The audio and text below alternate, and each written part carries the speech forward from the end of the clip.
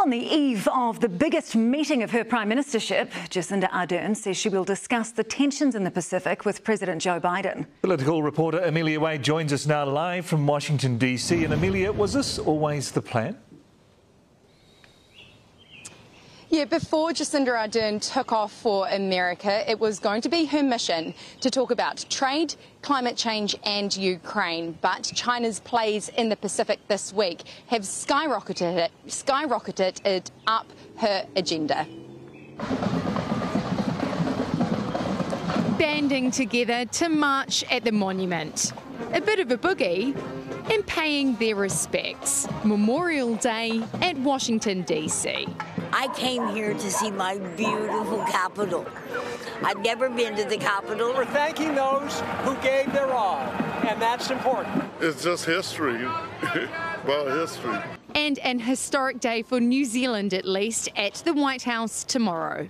I don't know a whole lot about New Zealand, to be honest, right? I do know that we have our allies and partnerships. If your prime minister wants to meet the real president, they need to go to Mar-a-Lago in Florida and meet the true president of the United States, Donald J. Trump.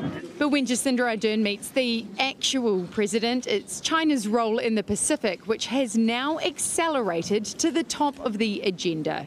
Look, there'll be a number of issues on the agenda, as you can imagine, but really top of mind for us, alongside obviously the war in Ukraine, is the situation in our region. New Zealand wants America back in the Pacific as a counterweight to China's growing influence. What's really important is that all of our relationships in the Pacific need to be built in their own right, not because another country is present. This cannot all be about China. It cannot be all about China, and yet so much of it is. But Ardern is determined to continue the tradition of not picking a side between the superpowers. Regardless of political party or the shade of government, New Zealand has been absolutely solid on maintaining our independent foreign policy.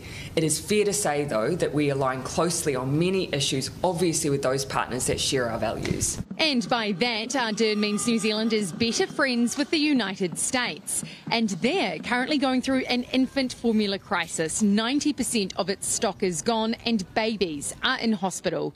New Zealand obviously has the milk, and this could form part of trade discussions. We look to overcome some of the trade barriers that our region faces in the United States. Also likely to come up, gun control. Americans less optimistic, change is possible.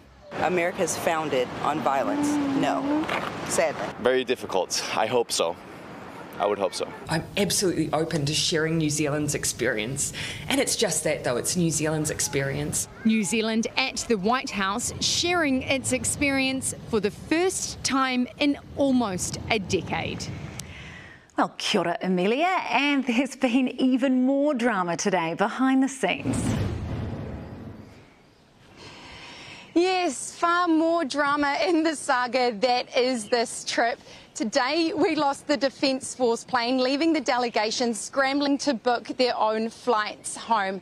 And we lost another to COVID, an official who tested positive in the government-run PCRs.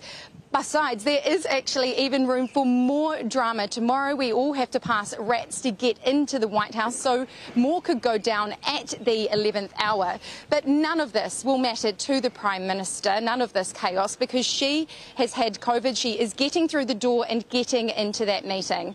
There will be an exchange of a few pleasantries before getting onto a highly choreographed routine where every word will matter. We look forward to hearing from that, and good luck with the rat tests.